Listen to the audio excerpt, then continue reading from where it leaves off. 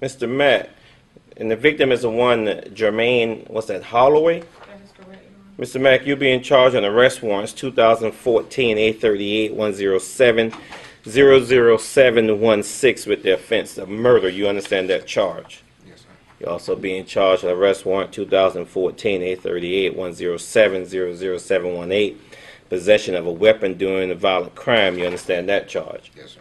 Arrest warrant 2014 A38 107 00733 with defense of attempted murder. You understand that charge? Yes, sir. 2014 A38 107 00734 with another kind of attempted murder. You understand that? Yes, sir. You understand, Mr.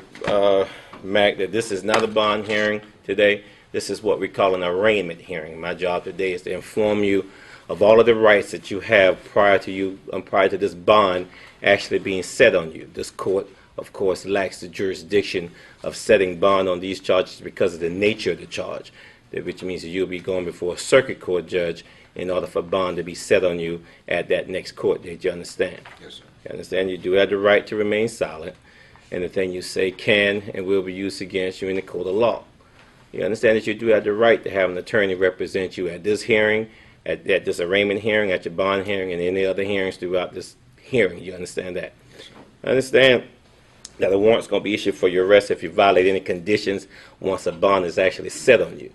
You have the right to be present at that trial, and if you are not there, that trial is going to proceed in your absence. For you to appear at that trial will result in additional charges, especially if you're found guilty of the current charges.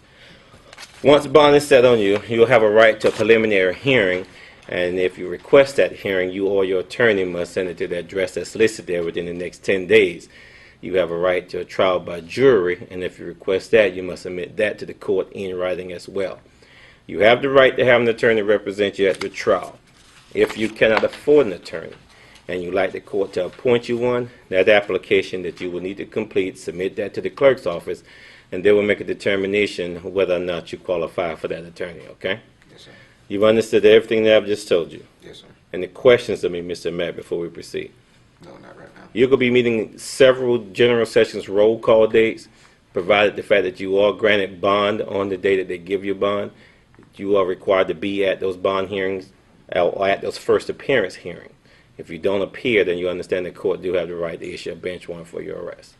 Yes, sir. All right, so you need to put your initial in this box. These boxes here, let you know, see, since you don't have any questions and that you've understood everything that I've just told you, all right?